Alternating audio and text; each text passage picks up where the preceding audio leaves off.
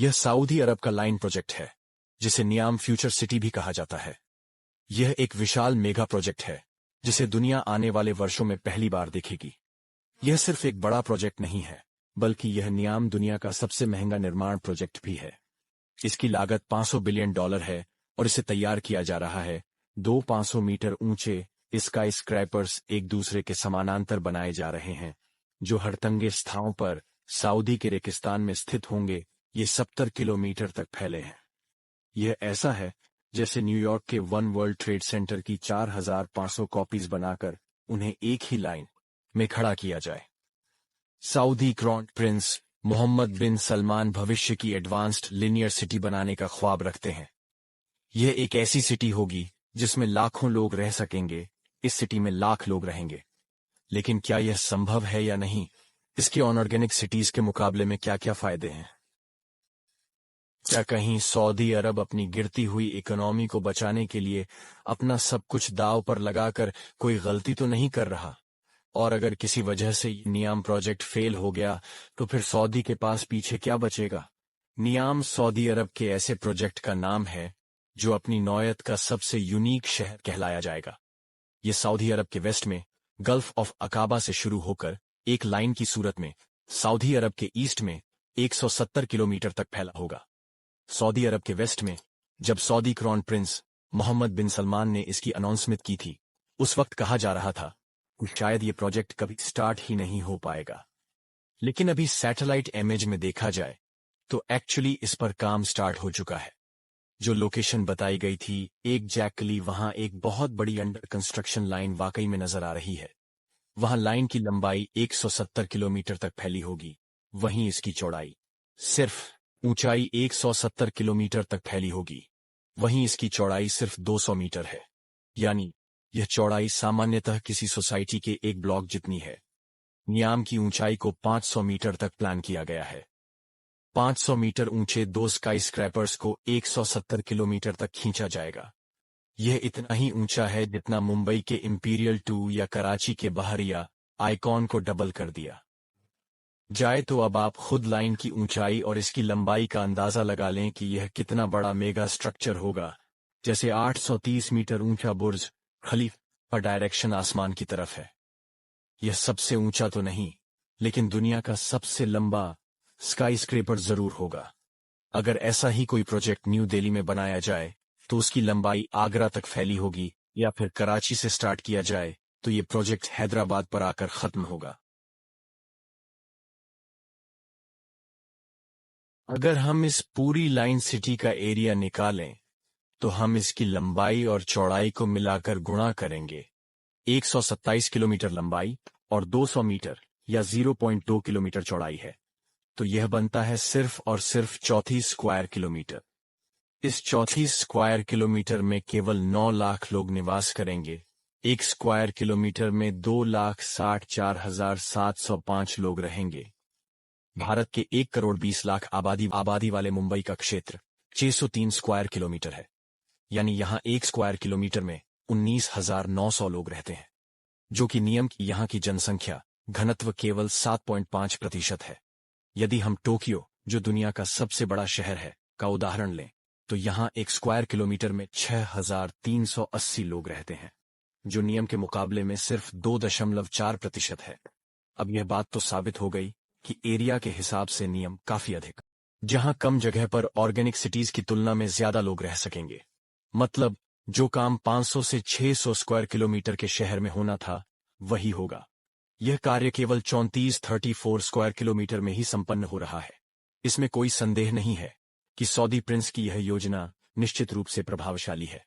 यह बहुत सकारात्मक है। इस गति से दुनिया की जनसंख्या बढ़ रही है और नियाम जैसी पूर्व निर्धारित सिटीज भविष्य में सफल होंगी। शहरों की तुलना में अधिक जनसंख्या कम संसाधनों पर रह सकेगी। इनको जल्दी भी बनाया जा सकता है और काफी ज्यादा सस्ता। Break time 0.5s।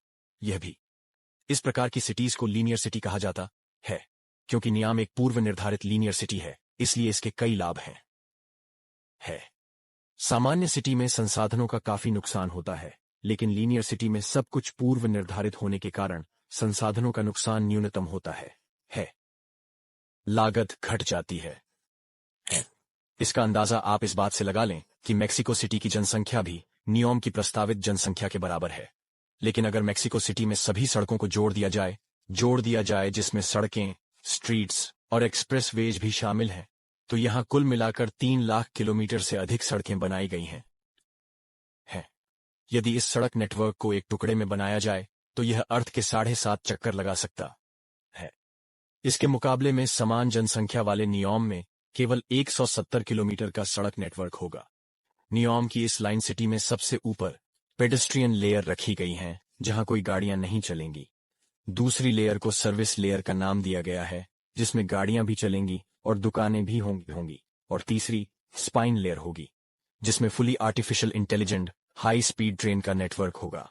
यदि किसी को पूरे नियाम के 170 किलोमीटर में कहीं भी जाना है तो वह लिफ्ट के माध्यम से जा सकेगा, पाइन लेयर में जाएगा और ट्रेन में बैठकर अपनी मंजिल पर रवाना होगा। इस पूरे 160 किलोमीटर को ये हाई स्पीड ट्रेन सिर्फ 20 मिनटों में कवर कर पाएगी। ये 20 मिनट तो हम किसी मेट्रोपॉलिटन सिटी में यात्रा के दौरान ट्रैफिक सिग्नल्स पर ही बिता देते हैं। तो सवाल यह है कि लीनियर सिटीज के फायदे हैं तो क्यों नहीं? तो फिर नियाम जैसे दूसरे प्रोजेक्ट्स दुनिया में कहीं और क्यों नहीं बनाए जा रहे हैं? हकीकत यह है कि लीनियर सिटी का ये आइडिया काफी पुराना है और इसे लागू किया गया था, इंप्लीमेंट भी किया गया था, पर यह ऐसे काम नहीं करता जैसे सोचा जा रहा है। 19th सेंचुरी में मैड्रिड की एक डिस्ट्रिक्ट में प्लान्ड लाइन सिटी बनाई गई थी। इसे सिवडेट लाइनियल नाम दिया गया था, जो था इसकी विड्थ 400 मीटर थी, जो नियाम से डबल थी, और इसे 50 किलोमीटर लंबा प्लान किया गया था, लेकिन केवल 5 किलोमीटर का ही निर्माण हुआ थे। आइडिया यह था कि वक्त के साथ साथ इसमें इजाफी सेक्टर जोड़कर इसे बढ़ाया जाए, इसे लंबा किया जाएगा। पर अगर ग्राउंड स्थिति देखी जाए तो आपको ये जानकर हैरत होगी कि मैड्रिड में आज इस लाइन सिटी को ढूंढना काफी मुश्किल है। ये वह 5 किलोमीटर लंबी लाइन है। आज इसके चारों ओर फैले शहर ने इसे पूरी तरह से छिपा दिया है, और वास्तव में ऐसा ही होता है। दुनिया में कहीं भी देख लें, शहर या बस्तियां हमेशा प्राकृतिक तरीके से बढ़ती हैं। लोग अपनी आवश्यकताओं के अनुसार किसी स्थान पर आकर बसते हैं और फिर शहर उस बिंदु के चारों ओर फैलने लगता है। स्थानांतरित होने से पहले हम अपने कार्यालयों, ब्रेक टाइम, हम स्कूलों या विश्वविद्यालयों तक की दूरी देखते हैं। अपनी सुविधा के अनुसार शहर में एक स्थान चुनकर वहां स्थानांतरित होते हैं। विकल्प नहीं होता, बल्कि सभी को एक ही पैटर्न में रहना पड़ता है। और चूंकि ये लंबी होती है, इसी कारण से लोगों के बीच की दूरी बढ़ जाती है। मैड्रिड की लाइन सिटी में भी ऐसा ही होता है। ये लोगों की आवश्यकताएं पूरी नहीं हो सकीं, जिसके कारण ये आगे नहीं बढ़ पाईं, बल्कि फैलना शुरू कर दिया। लीनियर सिटीज के जितने भी लाभ हैं, वे वास्तव में गवर्नमेंट्स के लिए होते हैं। इन्हें संचालित करना आसान होता है और इसमें खर्चा भी कम होता है, लेकिन इंसान इसके अंदर बंद होकर रह जाते हैं। और सबसे बढ़कर, लाइन सिटी कितनी ही लंबी क्यों ना हो, लेकिन बाहर की दुनिया पर निर्भर ही रहती है।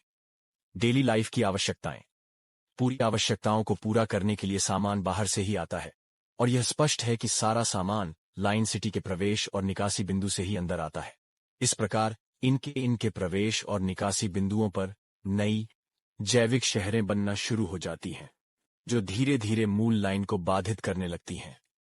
मैड्रिड के अलावा भी कई और देशों में लाइन सिटीज के प्रस्ताव दिए गए थे, लेकिन वे कभी पूर्ण नहीं हो पाए, या फिर उनकी निर्माण से पहले ही परियोजना। तो अब सवाल यह उठता है, हालांकि सभी को पता है, फिर भी सऊदी अरब ने $5 बिलियन के इस महत्वपूर्ण प्रोजेक्ट में क्यों निवेश किया?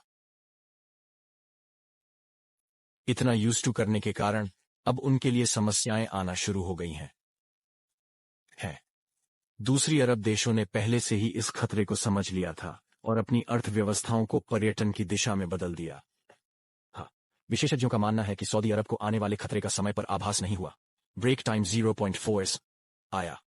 एस्टिमेट्स के मुताबिक 2050 के आसपास अर्थ के तमाम फॉसल फ्यूल रिजर्व्स खत्म हो जाएंगे, और इस आने वाली मुसीबत में सबसे ज्यादा सऊदी अरब को प्रभावित होने वाला है। यही कारण है कि पूरी दुनिया तेजी से इलेक्ट्रिक कारों और हरित ऊर्जा की दिशा में बढ़ रही है। इकोनॉमी चल ही ऑयल की वजह से रही है। अब उनकी यह निर्भरता एक समस्या बन चुकी है। विशेषज्ञों का मानना है कि इस निर्भरता से बाहर निकलने के लिए और सऊदी अरब जिसकी 95% अर्थव्यवस्था तेल पर निर्भर है। इकोनॉमी को टूरिज्म और टेक्नोलॉजी की ओर मोड़ने के उद्देश्य से क्राउन प्रिंस ने यह कदम उठाया है। सऊदी अरब का आय का स्रोत सऊदी अरामको है, जिसकी कुल कीमत $2 ट्रिलियन है।